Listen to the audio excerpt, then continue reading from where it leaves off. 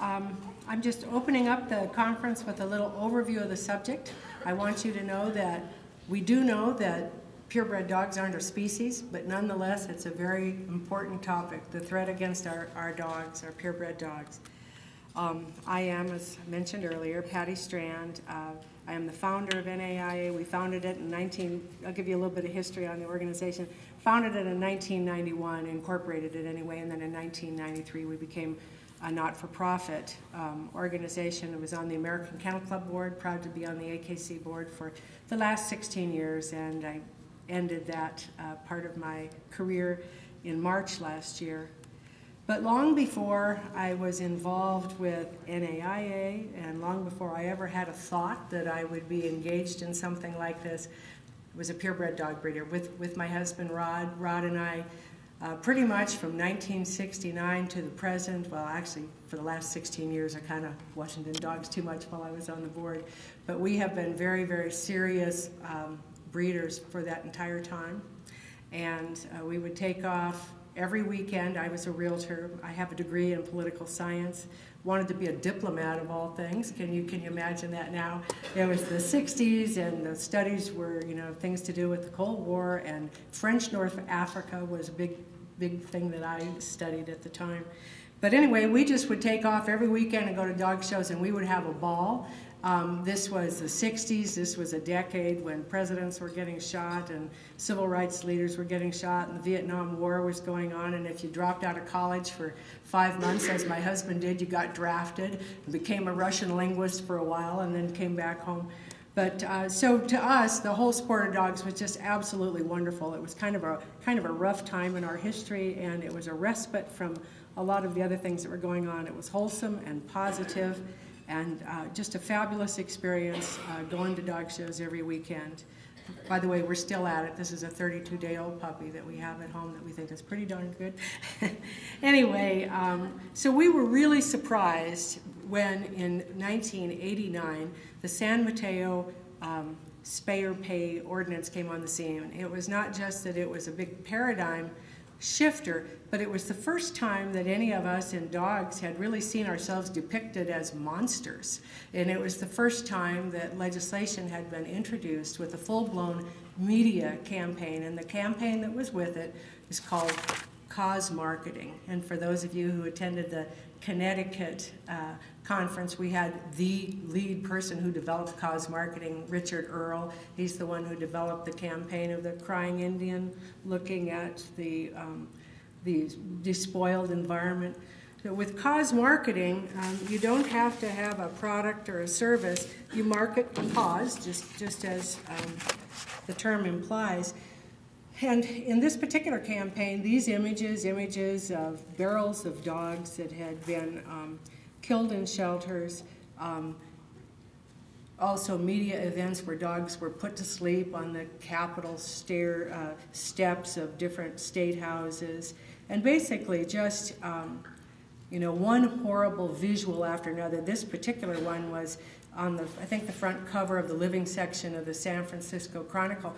It was the thing that was particularly bad about it for breeders was that it was linked very specifically to breeders. It was like, this is happening and it's all because of breeders. And they had other images that they showed. They would show pictures of the worst kind of kennels you could imagine, and worst kind of situation with animals being killed, and that's all because of breeders.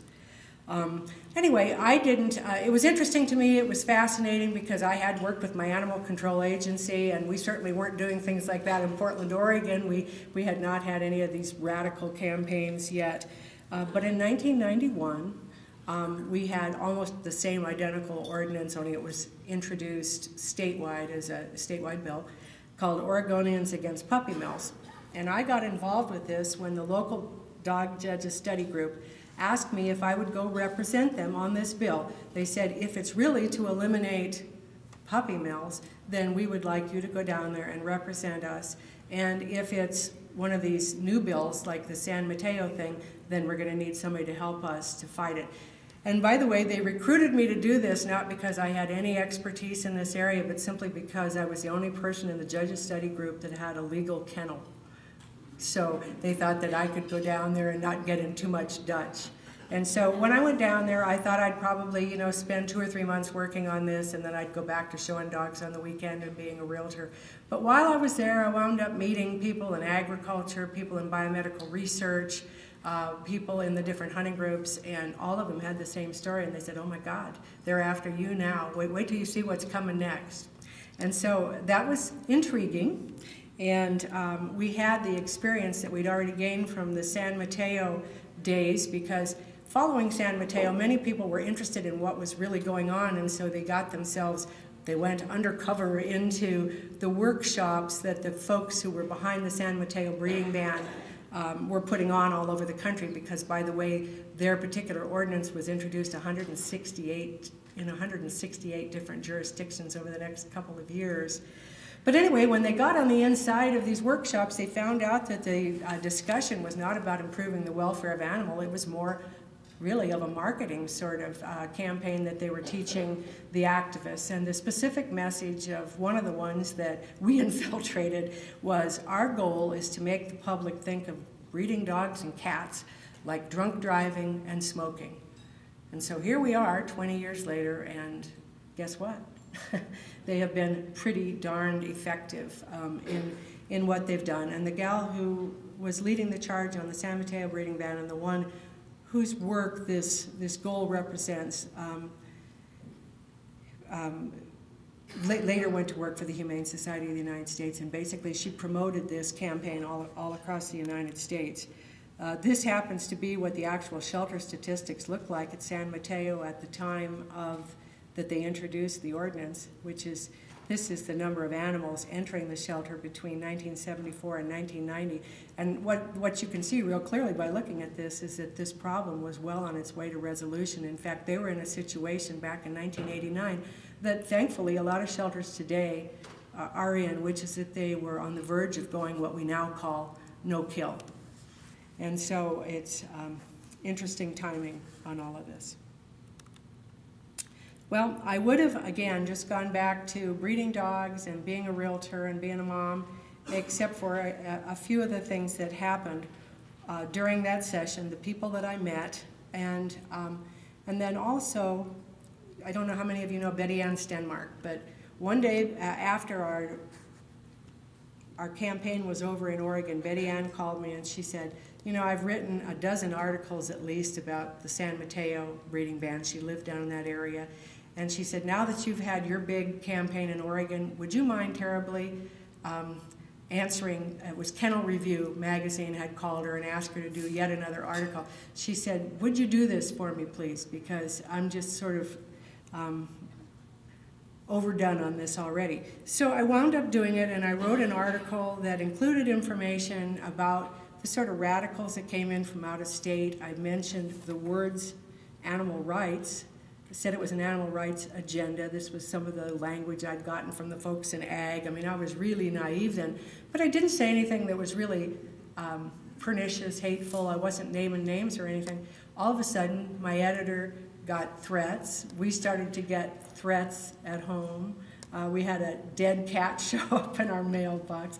It was a series of things like that. And I also happened during this period to go to one of the people I met during the Oregon legislative session. There were a lot of research bills that were introduced at the same time. Was a woman from a group called Incurably Ill for Animal Research, and she invited me to go to a science fair with her. And I did. She was an organ transplant recipient.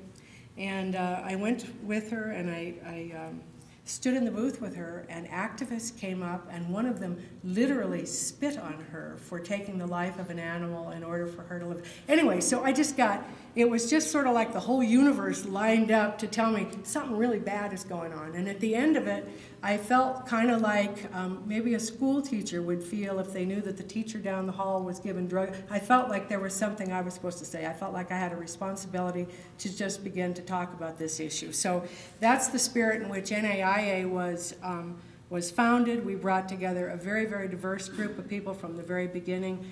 spanning all of the different animal interest areas. And by the way, the reason we have a name that is really kind of a boring name when you think about it was initially the prejudice between the groups was such that we really couldn't come up with a name that said this is what we stand for. If you think about the name, it's really neutral. It just says there's a bunch of people that have come together here but the agreement that we had was that the debate should be honest, that those of us who are involved with animal issues and who keep pets, who are involved with research, whatever. If somebody wants to do away with elephants in the circus, for instance, we're going to have a talk a little later.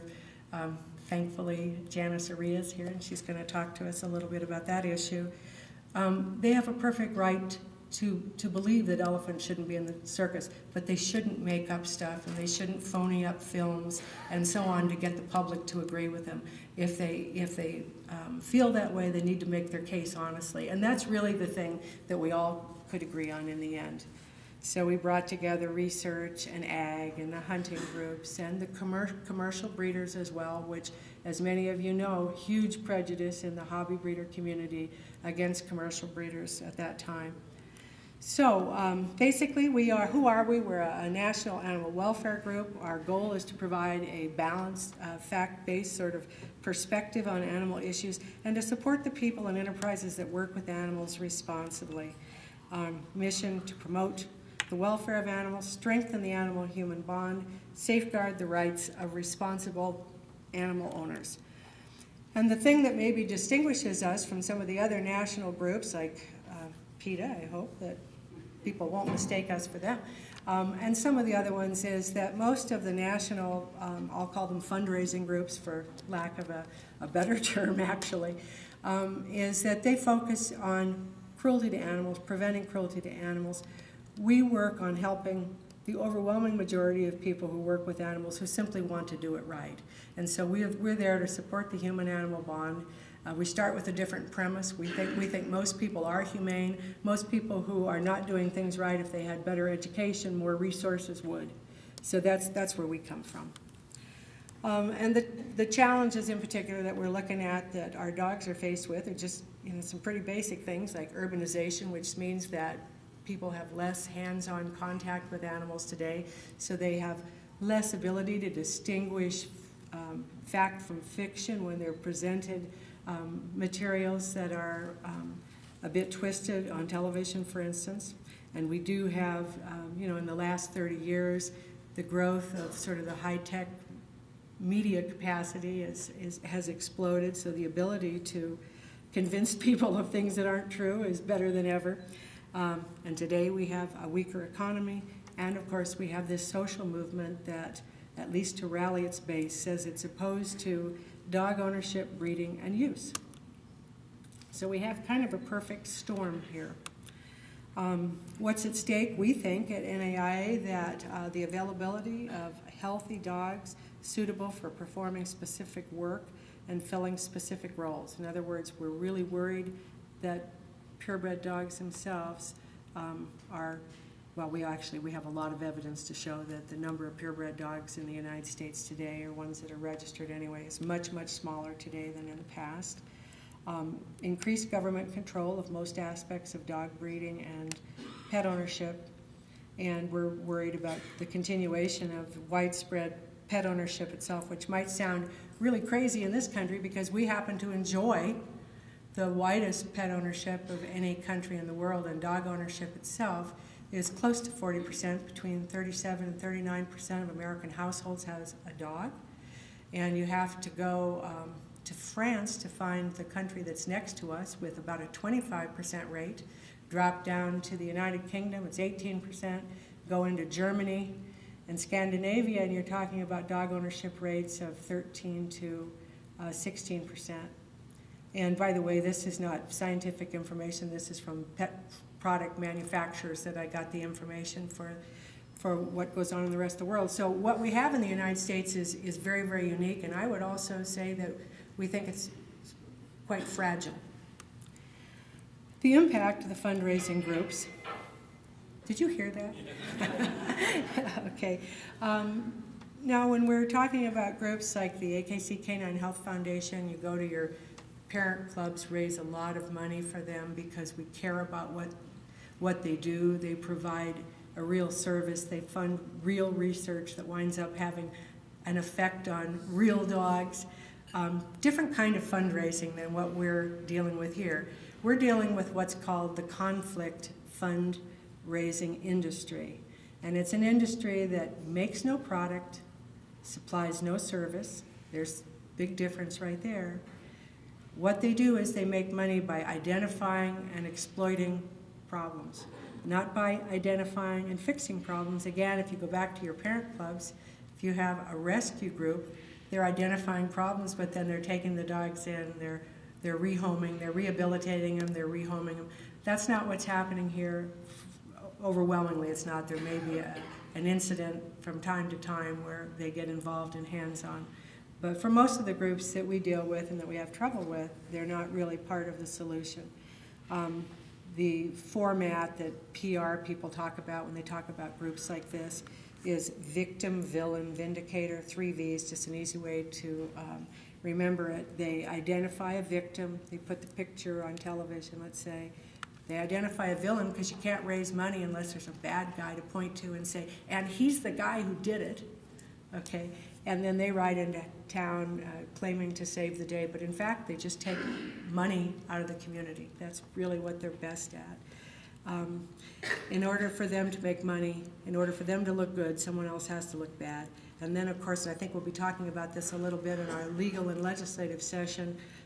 They use First Amendment protections, which are really broad in this country, to be able to really defame people at will. But I'll leave that to somebody else's topic rather than going into it. And can they have an effect on the real world? Yeah, all you really have to do is look at the industries that they have looked at before. The first monstrous picture there is a picture of a monkey that was used as a fundraising device in the first campaign, PETA's first campaign, against what they called the Silver Springs Monkey Campaign.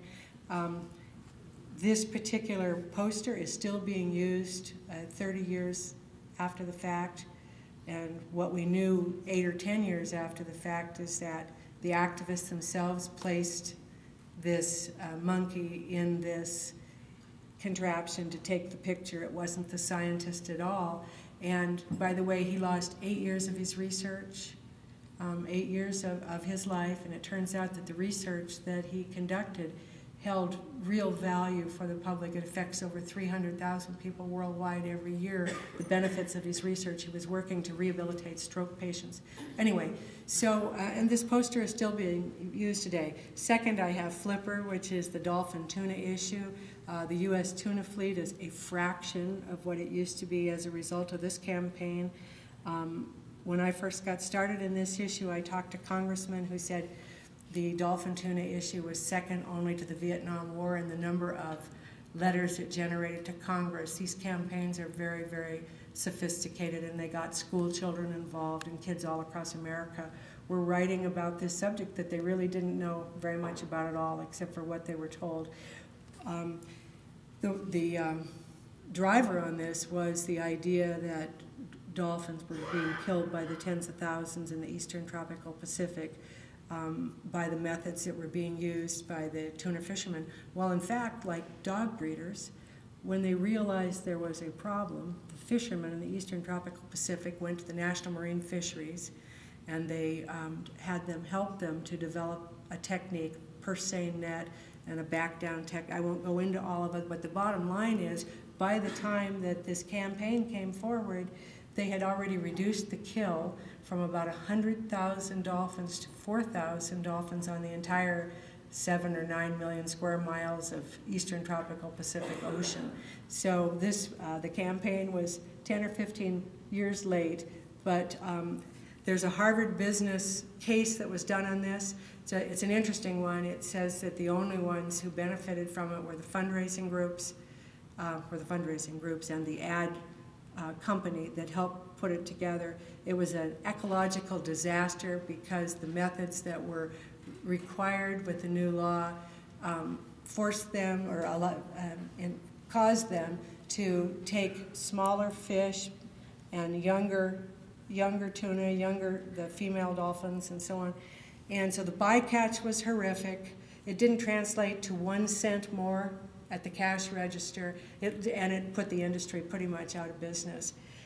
So we are importing our fish from other oceans. Most of the tuna fish you have is not of the same quality it was 30 years ago. It's a different kind of fish that's caught in a different ocean. And then finally we have the spotted owl in my neck of the woods, and fast forward on that one 20 years, 30 years after its introduction, and we find out that the spotted owl not only wasn't endangered, it isn't a species, because it can breed with the barred owl and produce fertile young. In fact, that's the biggest threat to its existence is the fact that it's free breeding with these other owls. But the net transaction, and this is important for us because later we're going to talk about humane relocation and displacement of dogs that are deliberately bred. California is now a net importer of timber, and areas further north are neutral, where they were major exporters of timber previously. So that's the transaction that occurred in this. And before we feel too sorry for ourselves for what's happening in dogs, I would just point out to you that folks in agriculture have had it pretty bad too. This is a campaign to get people to quit drinking milk, and it's been very effective. Youngsters don't drink the amount of milk. Liquid milk, powdered milk is selling pretty well. It's in products and so on, but it's had a dramatic effect on the amount of milk being consumed by young people. Anyway, so basically what I'm talking about, I guess, today is the fact that long before we're dealing with legislation, we're dealing with public opinion. Propaganda leads to certain perceptions harden into public opinion, and by the time the public has adopted the view that has been promoted, that's about the time we get legislation. So it's just very, very important to understand what the progression is, because very often people in this room get involved at the legislative level, and it's already too late in many cases. We have to be working on these issues continuously. And I would just say that for us, we're in a propaganda war. The issue is what they drink kittens in their lab. If that's the issue, PETA has some explaining to do. Remember that videotape at the heart of the PETA cruelty complaint? The short version PETA released to the media left out later scenes showing the kittens fully recovered from surgery. This is the same kitten a short time later. Why didn't you show those tapes? Well, why didn't we show Jeffrey Dahmer having breakfast? I don't know. Someone else PETA seemed to think not too relevant. Following its complaint, 3 separate investigations by the Department of Agriculture, the National Institutes of Health, and a panel of experts found nothing wrong with Boys Town's research but minor infractions, mainly poor record keeping. Sorry, you guys, that was pretty quiet. Before the next presentation, I'll try to get the sound system improved. I don't know if it's in my computer over there, but by the way, this is one of our board members whose research was attacked by PETA. And what's just sort of a side issue is the language that the activists use is so inflammatory and so hateful. His family experienced threats for over 10 years, including his 86-year-old mother who lived separately. Calls in the middle of the night, broken windows, all those kinds of things. And he works with profoundly deaf children, was involved with helping to develop cochlear implants and that sort of thing. And again, like Ed Taub, was completely exonerated of the charges that the activists made. Okay, so with propaganda, one of the difficulties that we all have in fighting it is that very often our goals are kind of similar, frankly, to the activists who are bringing this against us. We all want to reduce the number of animals going into shelters. We all want to reduce euthanasia. We all have an interest in preventing animals from being bred, dogs from being bred in substandard conditions. We work on it. But what the activists are really good at doing is focusing only on the problems. Problems do exist, there's no question about it. We know that. We work to solve those problems. The particular problems that they focus on and get the public to focus on are pet overpopulation, puppy mills, and genetic diseases in dogs. There's many, many others, but those are the three big ones for our community. And they do that by finding an outlier or a black sheep and putting that on the nightly news every night and getting people to focus on it until pretty soon it seems to the public that that's all there is bad breeders. This is an image of dog breeding that many people in the American public have today. I can remember when Jane Forsyth was on the front cover of Life magazine as somebody that we all looked up to. The sport of dogs was a wonderful thing. Well, I don't know that everybody in America has this image in their head. I don't think they do, but certainly this is one of the common images that they have out there today. This also is a commercial breeder. I don't know, some of you know I was the chairman of the High Volume Breeder Committee at AKC back in 1999. We went out to kennels like this. This is an actual kennel that we visited. There are beautiful kennels out there. There certainly are substandard kennels, and they should be closed down, and groups like the American Kennel Club that do 5,000 kennel inspections a year without raising funds to do it from the general public. They do it just because they think it's the right thing. Can tell you that there are some out there that are still bad. Not too many in our system anymore because we've been working at it a long time, but there are many wonderful kennels. And this is just a standard bell curve. The activists' answer to the fact that there are some bad ones out there is just to sort of eliminate the whole industry. And what NAIA and I would say the groups that I respect, like the American Kennel Club, do instead is they would work to promote enforcement of the laws that could close down the bad operators today. There's nobody in this room that wants to see bad operators continue. We all want them to be shut down.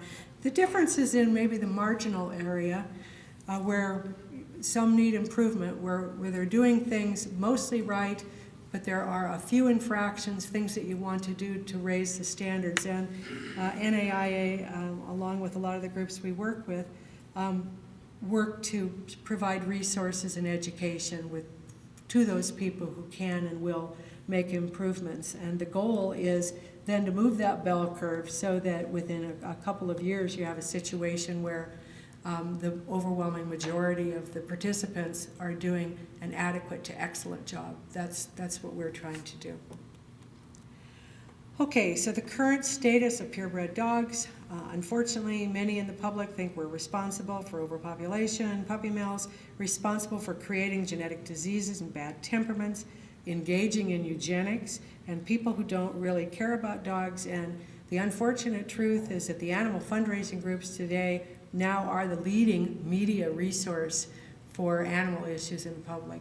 They're the ones who are in the Rolodex of ABC, NBC, CBS, and that's something that everybody in this room needs to try to change. Millions watch crafts on BBC every year, but not everyone sees it as a celebration. When I watch crafts, what I see in front of me is a parade of mutants. It's some freakish, garish beauty pageant.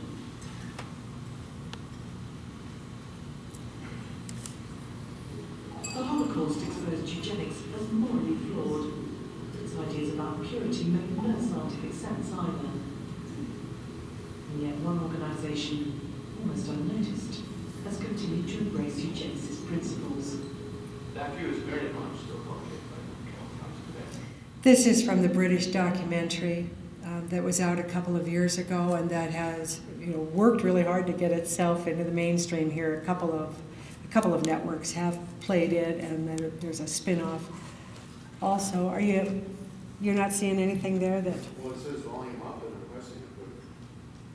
Yeah, I don't think that'll do it. I think it's the mixer. So you just have to Move the mic away from the laptop because we get feedback if I go. Okay. I haven't figured out which I'm channel, sorry. Okay. so I can get the master here. Go ahead. The Holocaust exposed eugenics as morally flawed.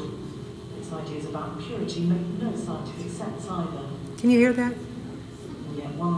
organisation, almost unnoticed, has continued to embrace eugenicist principles. That view is very much your property, right?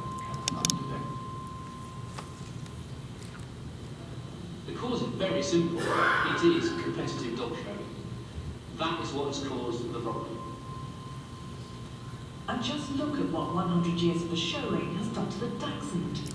They're aiming right at us. Much shorter legs. The original bull terrier on the left had a normal shape, markedly different from today's dog on the right.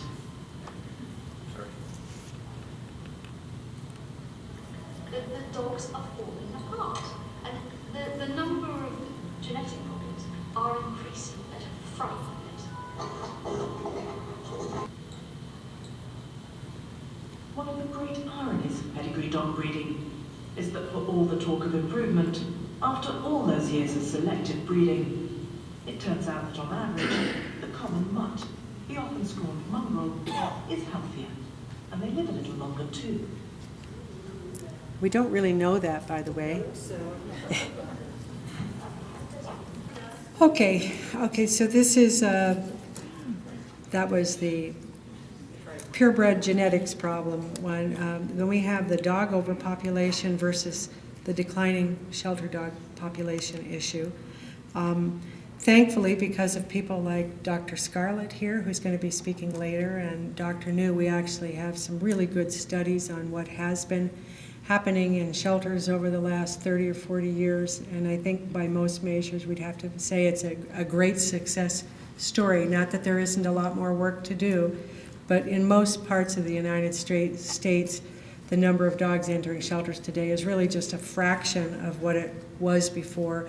And what we would say is that the term itself probably needs to be redefined. If you're talking about the whole United States, we now have a dog distribution problem and a dog retention problem. And for instance, on that score, in my shelter in the 70s and 80s, and I was on the advisory board for Multnomah County Animal Control for a number of years.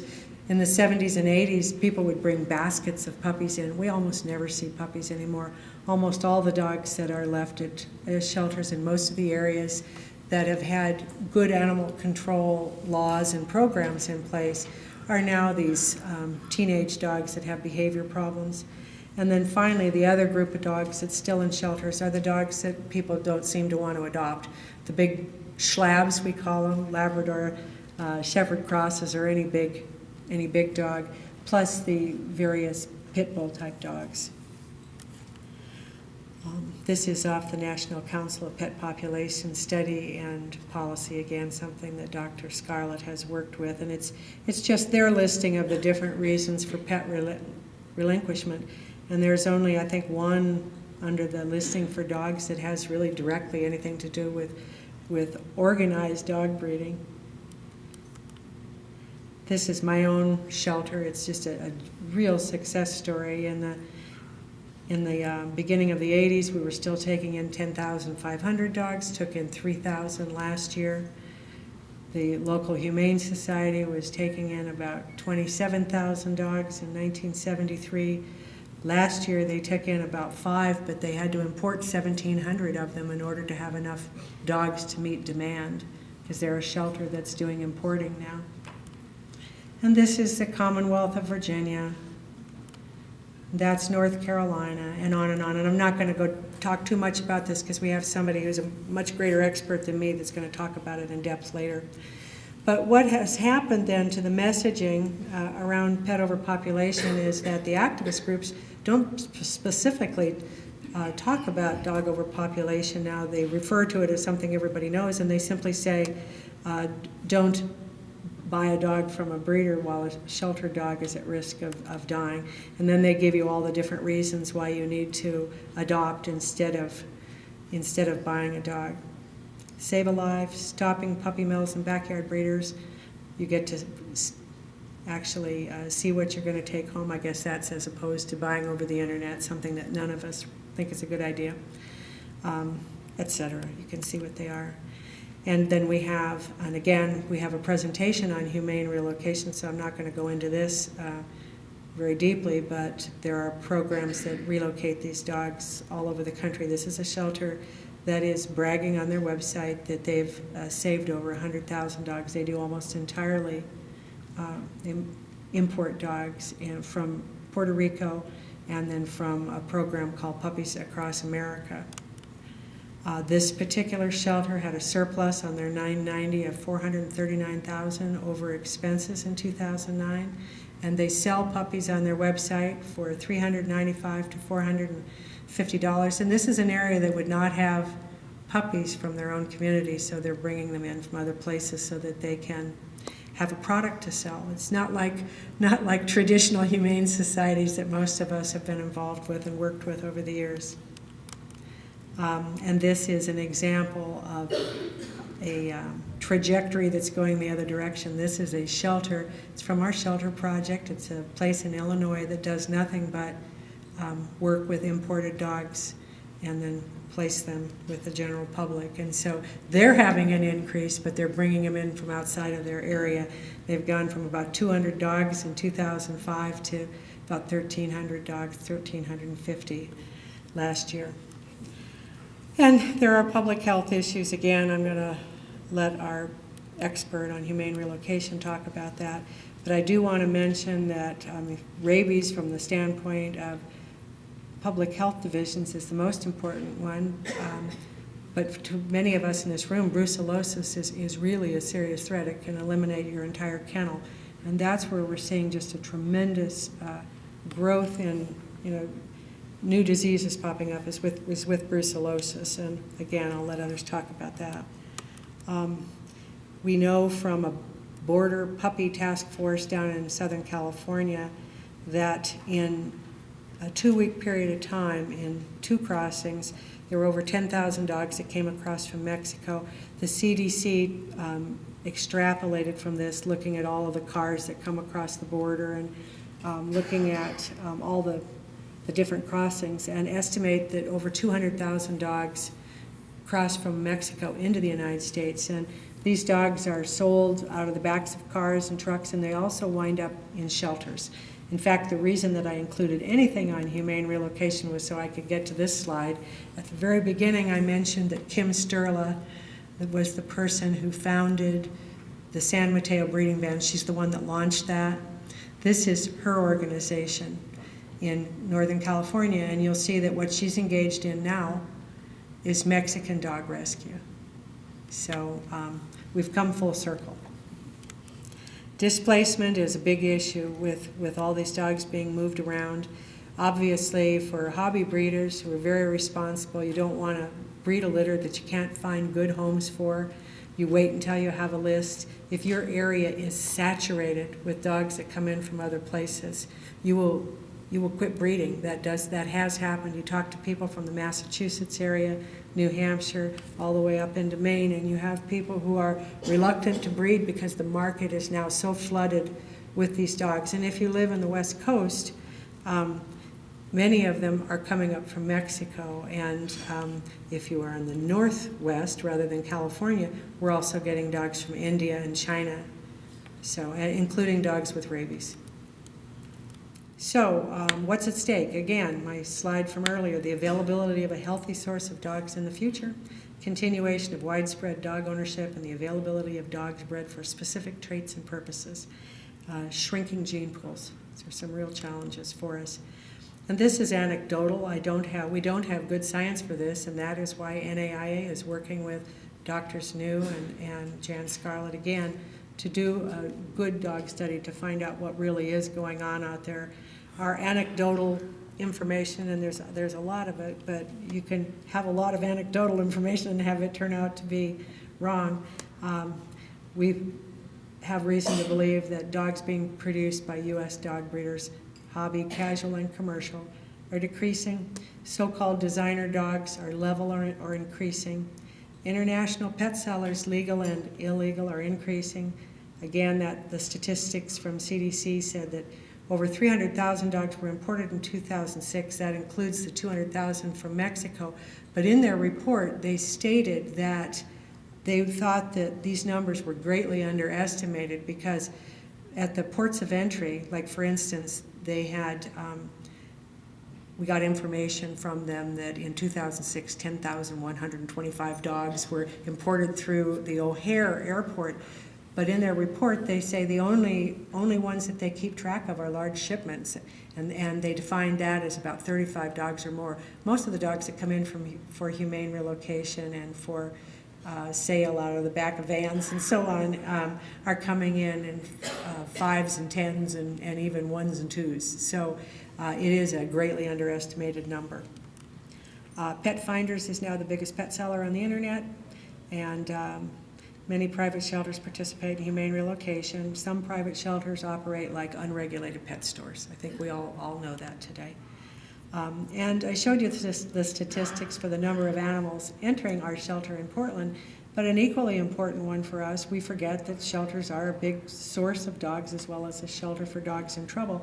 When the number of dogs coming through the front door decreases, obviously the number of dogs available for adoption decreases as well. And I just want to show you this one slide because it's in my community, and this is a private shelter that has limited admission, meaning that they do not take all the dogs that come to them for help through the front door, but they are importing. In 2009, the last year we had data for, they imported 1,700 plus dogs, and so that you get this very odd curve. But many of the private shelters in the north now have this curve going on. AKC registrations, definitely serious decline. And the thing that we wonder about, worry about, and one of the reasons why we're doing our study is we wonder, will a price point and a rebound occur in this market like there is in financial and housing markets? Will new providers spring up to meet the demand? And I would just tell you that in the Dalmatian world, it hasn't happened.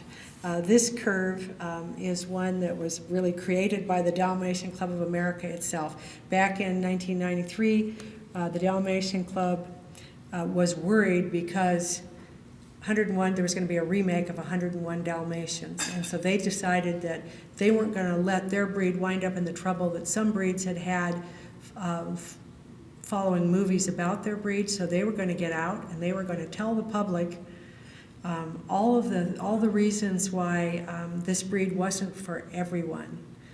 Unfortunately, they were not marketing experts. Their messaging wasn't really good, and yet they distributed it nationwide through every place in America that had a Dalmatian person in it had a packet to go to their local newspaper with. And we basically convinced the public that the Dalmatian wasn't for anybody. And that has stuck with us forever. You know, when you talk about the financial markets, you have the V curve, which we were kind of hoping would happen that didn't, or during the Jimmy Carter administration, the W, or the jobless recovery. We got the jobless recovery here. It's just, they're not coming back. This has stayed very, very solid, as you can see, since 2000. This is really, really important. I went to Washington, D.C., and I spoke to a group that was with the pet industry. It was a dog food company related group. And I talked to them about my concern about this. They said, well, don't worry, you know, if the commercial dog breeders go, the hobby dog breeders are going to pick up the slack. Don't worry about it. I said, oh, contraire.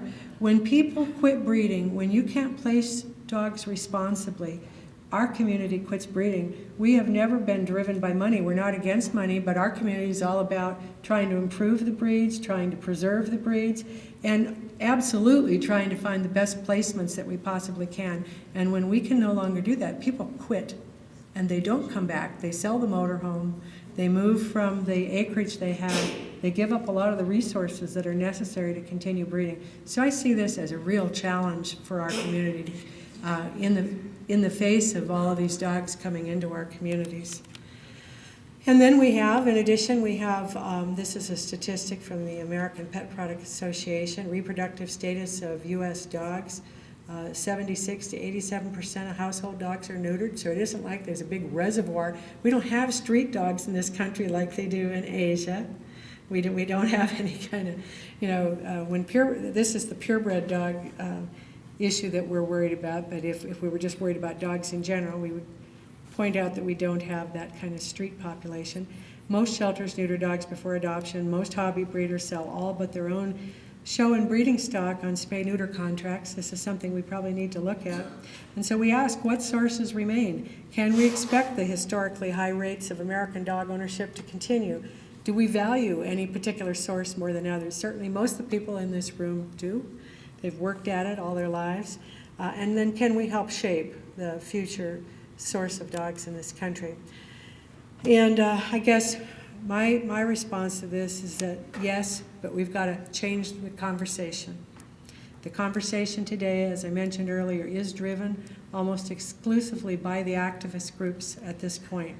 And my message is we need to continue good dogs and we need to publicize them. One of the things that happened starting in the late 80s and the beginning of the 90s when all the legislation came forward is that people began to worry about advertising their dogs in the newspaper. On one hand, they worried that if they advertised their dogs in the newspaper, that other hobbyists would look down on them, and that would be a bad thing. And the other thing is a lot of the laws that were passed were such that people were afraid to be public that they were breeding dogs because we had these horrendous ordinances going in where if you live in LA County, I think it's going to cost you $250 to register. Well, actually, I think it's $150 to register an intact dog, and then if you are going to actually breed it, it's another $100, or maybe I have those backwards. But it winds up being about $250 to participate, and you have to have a number to put it in the newspaper. So what we've done is we've sort of crawled under our desk and we've become invisible. Well, guess what happens when you do that?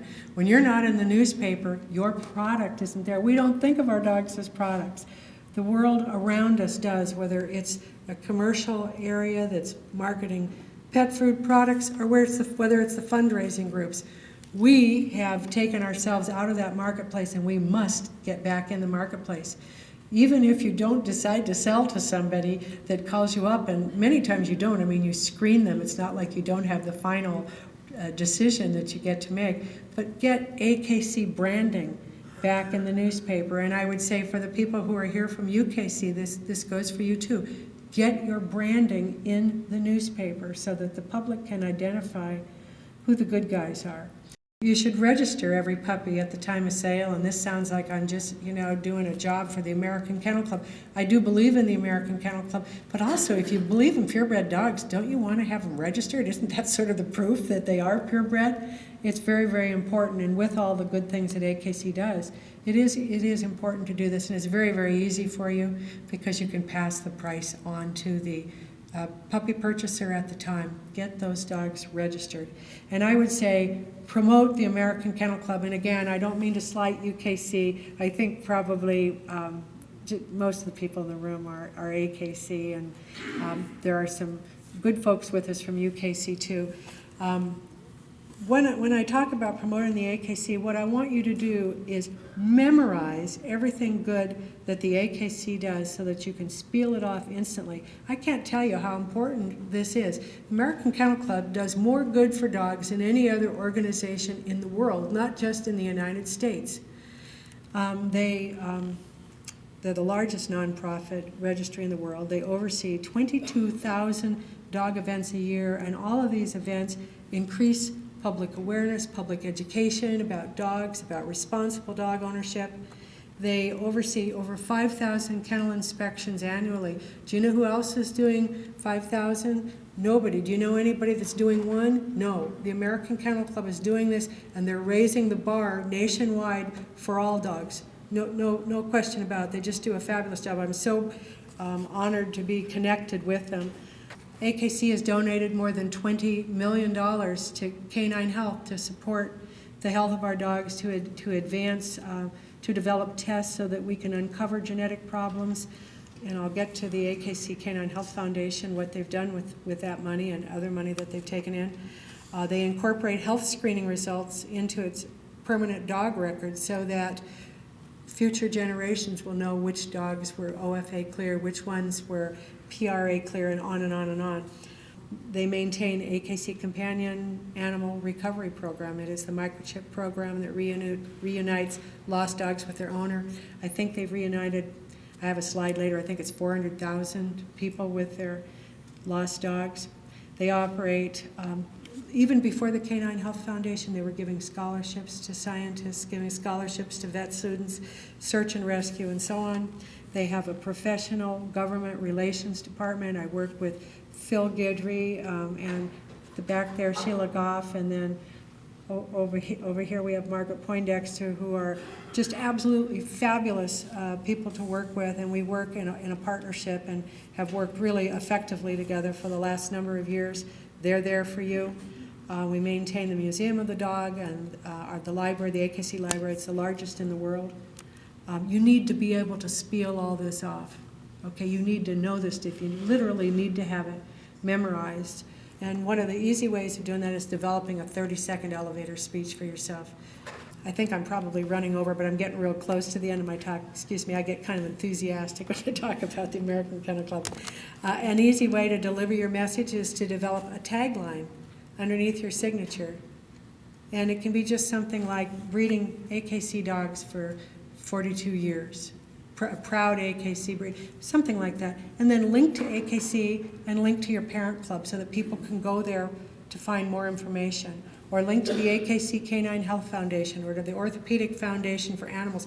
But this is something you can do in 5 minutes, this email tagline, and then every time you communicate with somebody, you're delivering a message about your values and about your dogs. This is really important. I can't tell you how important this is, but think about the Dalmatian messaging and how bad it went. That shows you that this kind of grassroots public relations work. Okay, if you get everybody that's connected to our world putting out these messages with everything they do, linking to one another and so on, you will begin to see changes in the public's understanding of who we are and what we do. NAIA has a new program called Consider the Source. We had really hoped to be able to launch it this weekend, but we're about 2 weeks behind, I'm very, very sorry to say. But it is a program that is going to enable the public to draw distinctions among different providers of dogs, providers of cats, providers of information. And of course, when that comes up, we are going to be promoting, again, the good guys that do stuff right throughout the world of dogs. And we also have a lobby tool. There's NAIA, our main group, and there's also a group called NAIA Trust. NAIA Trust is the legislative group. It has a legislative tool right on the website that allows you to write your congressman or to put out press releases. Sign up for that, please. I'll give you a link on how to do that later. Write letters to the editor and call talk shows with the facts whenever misinformation appears. It's the easiest thing in the world to do. A lot of people in this room are snake bit. They had a situation where they didn't like the way they were treated in the media, but most of the time you can develop a relationship and you can get the story to come out right. Every time Rod and I hear anything, we are on the phone. There was a story about a Rottweiler mix that attacked a child, and we called them up quickly and we said, wait a second, that's not right. If it's a mix, it's a mix. Don't do that, you're really hurting. Anyway, literally at the very next broadcast of this story, they changed it so that it no longer mistargeted a breed. And so just get in the habit of doing that. We just, we keep those numbers by the phone. Again, it's really easy, it takes almost no time to do this. And then when other people write articles that are favorable to your point of view, please get in there and write your comments right away. I would tell you that the activist groups are trained, they don't miss a beat. When there's something out there that's either positive for us, they immediately get on and point out all the terrible things about us. Our troops are getting better, but we need to get better still in doing that. Again, just kind of pushing AKC a bit here. Lots of educational materials that you can get from them. Be sure to call up Sheila Goff, I think, for the public education materials now too. You can contact me and I can certainly. Okay, all right. And they have a new program there that is promoting the AKC dog and registering your dog, and they have some just wonderful ads, and you can put these on your website and begin to promote them that way. I think they're very nice. Really happy that we're finally marketing ourselves. We've needed to do that for 30 years. And then I want to say some things about the AKC Canine Health Foundation. Again, one of the big thrusts against us is that we're harming dogs, and almost every breed that I work with is enormously healthier today than it was when I started. Is that what you guys find too, or am I living in an oasis?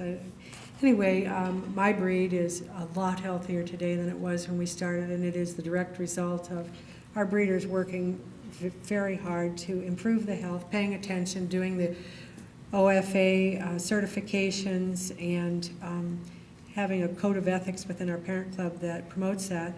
But the AKC Canine Health Foundation, one of the big reasons that the campaign against purebred dogs and genetic diseases in dogs hasn't really taken off in this country like it did in England is because since 1994 or 5, is it 1994? Was it 1995? Okay, that the AKC Canine Health Foundation was started, and they've just done tremendous work. They have contributed more than $33 million to canine health research, and I think their help in mapping the canine genome is just very, very important. This is something else for you to add to your list of things you know that you can spiel off. And then, obviously, you can't read this, but they have made tests possible for 21 different genetic markers. This is just huge, okay? You need to know this. AKC CAR, and I guess I did get the number right. They've reunited 400,000 lost pets with their owners. And then finally, today, NAIA, where are we? Huge volunteer base working across animal industries, science, and hobbies, bridging urban and rural divide, local and national media resource, major stories including front page articles in USA Today, Washington Post, plus national TV and radio networks. We're active in legislation, and we have members seated on government advisory boards at all levels. Work with the AKC every chance we get to help them at the grassroots level. Growing research and development capacity. I think our shelter project is the biggest source of shelter data at this point, thanks to Barbara. We publish 2 websites and a blog. Ken, where are you? Is he out in the hall? Or anyway, Ken, our blogger, is here. Ken Strand, where are you? Anyway, I don't see him, but that's been real active. It's been a real nice addition the last year. Professional staff at this point host national conferences. We introduced the importation bill to the media again back in 2003, USA Today, and then they've covered it again. USA Today has covered it 2 more times since then, actually, and then ABC News has, and we've done interviews on Fox and MSNBC, and just Thursday we did a big interview with NBC New York Channel 4. Sometimes they call us, you know, AKC has tremendous information, but sometimes the media will see them as being self-serving if they say good things about themselves. So we're in kind of a position to help them. And I was able to say a number of really good factual things about AKC on Friday. We have a new website that is coming. This is just one of the, it's a bit of a mock-up. It's going to be very, very modern, lots of flash. It's going to have video right on the home page, and the blogging will be on the home page, and we're very excited about it. And again, we were hoping this would be done by the conference, but it'll be done along with the Consider the Source program in about 2 weeks. So we have that coming. We have other media campaigns that we work on. This is a poster from the Consider the Source campaign that's coming. And we have some little pins for you later on today too. You notice this is born and bred in the USA. It's hard to, you don't want to go up and start a fight with somebody by telling them about, this stuff that's going on that shouldn't. But we think this is kind of provocative, and people will ask us, well, what does that mean? And you'll be able to tell them. Gee whiz, do you know that we've had 2 cases of rabies, one from China, one from India in the Northwest, and it's from importing dogs and so on. So anyway, in the national conferences, Shelter Project, and I would just say support the groups that support you, link to us, again, link to AKC, I've said that earlier. Legislation, we tracked 800 bills last year, actively worked 100. This is our Cap Whiz I mentioned earlier. We also send a newsletter to Congress. It's back there in the back table. And this is the website address so that you can keep it for later. This is our headquarters. We don't own the whole building. Not yet. We're working on it. Actually, there's a story about this, being there at all. The rooms, this is the biggest building. It's a big prestige building in Portland, and it's something that's way beyond our budget.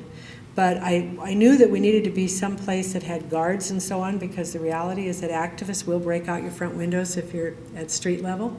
And we had that experience in 1997 or 8, 4 days at street level.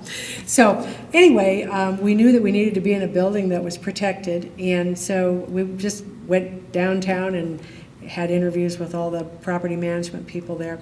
And within 2 minutes, the guy told me the price of the smallest office space, and I said, I am sorry, I have to leave, I'm wasting your time. And I don't know whether he felt sorry for me or what, but he said, we have this old conference center that we use for people to come in and have coffee with. How about how many desks do you need? Anyway, so we have something that costs about the same as if it was at a strip mall and a highly protected building. It's very nice. And this is the U.S. Bank Tower building in Portland. And that's it. and